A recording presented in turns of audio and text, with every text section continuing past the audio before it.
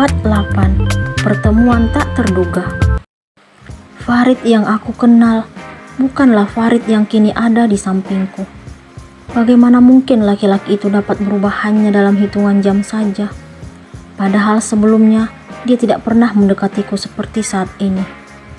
Aku pun akhirnya duduk setelah berteriak di dekat telinganya. Sungguh, apa yang kusaksikan saat ini benar-benar di luar dugaan. Entah apa yang Farid pikirkan hingga dia berani tidur seranjang denganku. "Kenapa kamu teriak?" Farid pun terbangun setelah mendengar teriakanku. "Ngapain kamu di sini?" "Tidur." Dia memberikan jawaban dengan santai. "Kenapa kamu tidur di sampingku? Bukankah tadi kamu yang minta ingin tidur di sofa?" "Iya, aku ingat. Tapi ternyata aku nggak nyaman, jadi aku pindah ke sini." Dia akhirnya duduk sambil memberikan jawaban dengan nada tidak merasa bersalah. "Kamu benar-benar keterlaluan. Kenapa kamu melakukan ini? Sikap dan ucapanmu berbanding terbalik. Kamu mengaku tidak mengharapkan diriku, tapi kenapa sekarang kamu di sini?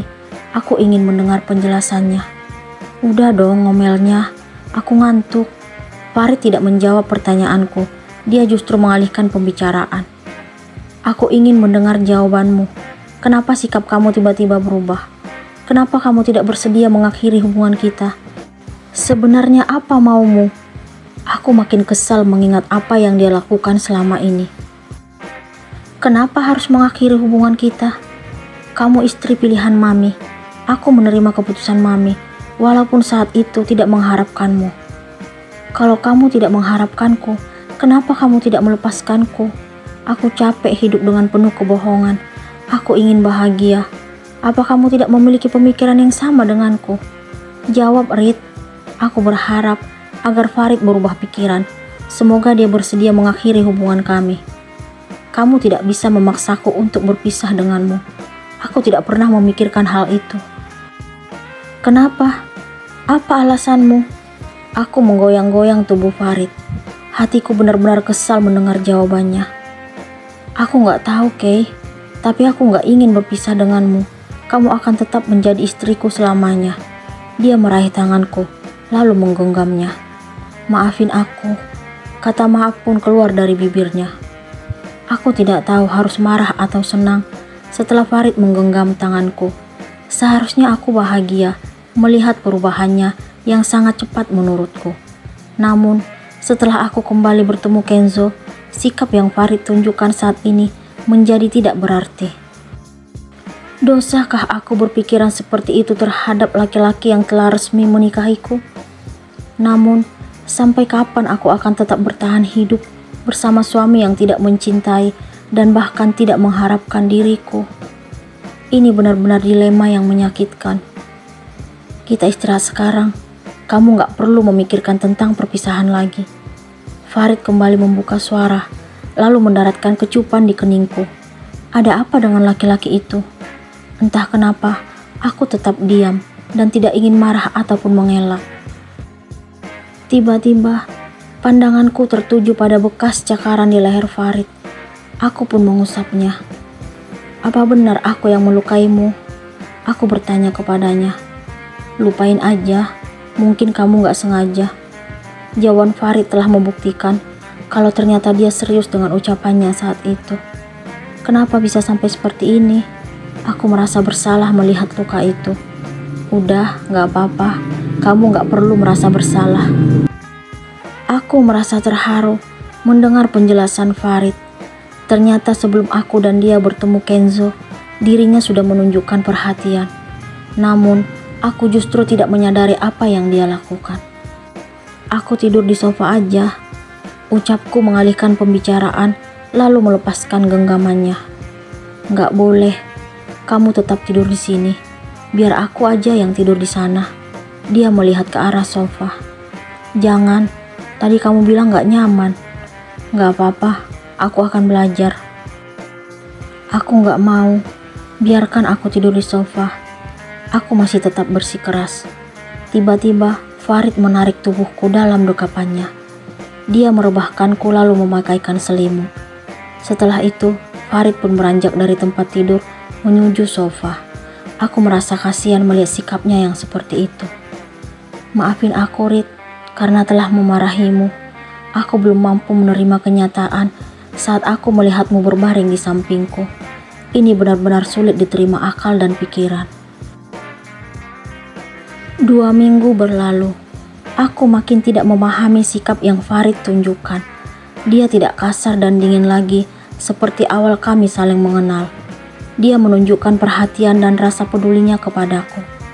Akan tetapi, Farid juga makin menunjukkan sikap tidak sukanya saat mengetahui kalau Kenzo harus kembali berkunjung ke kantor hari ini.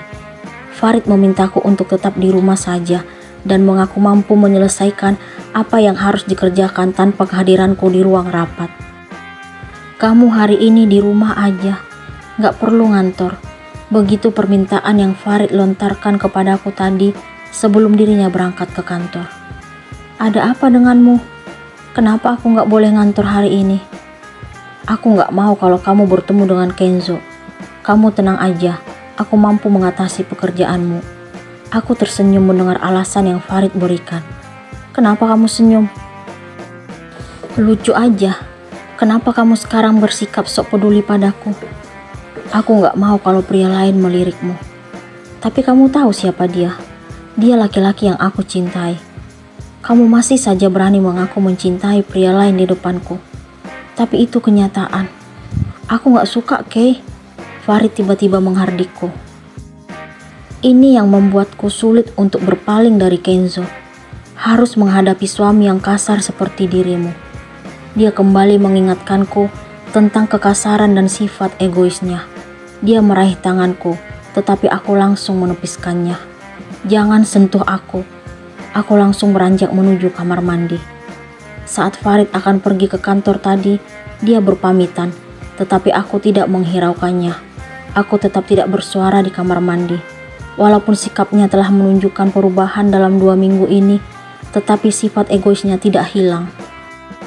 Hari ini, aku benar-benar kesal terhadap Farid. Aku jenuh menghadapi sikapnya yang tiba-tiba berubah dalam waktu sekejap. Dalam 2 minggu ini, Farid telah mampu membuatku hampir luluh. Tetapi hari ini dia kembali menunjukkan kekasarannya. Aku ingin menenangkan pikiran. Mungkin lebih baik menghabiskan waktu hari ini di luar rumah. Aku akan menemui Alea di kantornya. Aku sangat merindukan dirinya. Lagipun, kami sudah lama tidak bertemu. Kalau tidak salah, sekitar sebulan yang lalu. Setelah rapi, aku pun beranjak dari kamar, lalu berpamitan kepada mami mertua. Beliau akhirnya memberikan izin. Aku segera menuju garasi untuk menghampiri mobil pemberian sang mertua sebagai hadiah pernikahan dengan Farid. Aku pun memasuki kendaraan roda 4 tersebut, lalu melaju meninggalkan rumah keluarga Farid. Entah kenapa, aku merasa bebas hari ini. Akhirnya, aku terlepas dari aktivitas rutin yang selalu datang menghampiri. Al, aku mau nanya sesuatu, ucapku setelah tiba di kantor Alea. Saat ini, kami duduk di sofa ruangannya. Alea merupakan anak tunggal dari orang tuanya. Dia dipercayakan mengurus perusahaan keluarganya yang bergerak di bidang jasa. Aku sangat bangga melihat sahabat terdekatku tersebut menjabat sebagai pemimpin di kantornya. Mau tanya apa, Kay? Apa kamu pernah menceritakan tentang kedekatanku dengan Kenzo ke Farid? Aku pun berhasil melontarkan pertanyaan tersebut kepada Alea. Itu nggak mungkin, Kay. Aku tetap ingat dengan perjanjian kita. Aku melihat keseriusan di wajah Alea. Aku nggak ngerti kenapa Farid tahu tentang pria yang aku cintai. Dia dengan yakin menyebut nama Kenzo, Al. Kok bisa? Aneh banget ya. Hari ini juga dia melarangku ke kantor karena Kenzo akan berkunjung. Kamu tahu sendiri kalau Kenzo itu klien di kantor Farid. Iya, kan kamu udah kasih tahu waktu itu. Aku bingung, Al.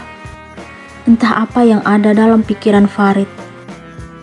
Cie yang dicemburui suami. Pasti seru deh. Alea justru meledekku. Dia nggak pantas memiliki rasa cemburu. Dia hanya ingin menunjukkan kalau dirinya berkuasa. Aku tidak yakin dengan apa yang Alea katakan. Aku menceritakan seperti apa kelakuan Farid terhadapku kepada Alea dalam 2 minggu terakhir ini. Wanita itu justru tertawa mendengar kisahku dan Farid. Dia mengatakan kalau aku dan Farid merupakan pasangan lucu.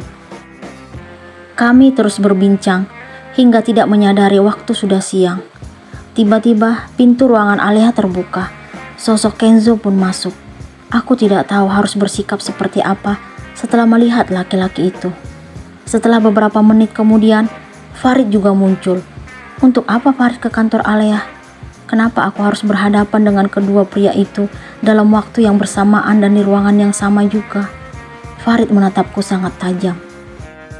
Bagaimana reaksi Farid melihat Keira berada di ruangan yang sama dengan Kenzo?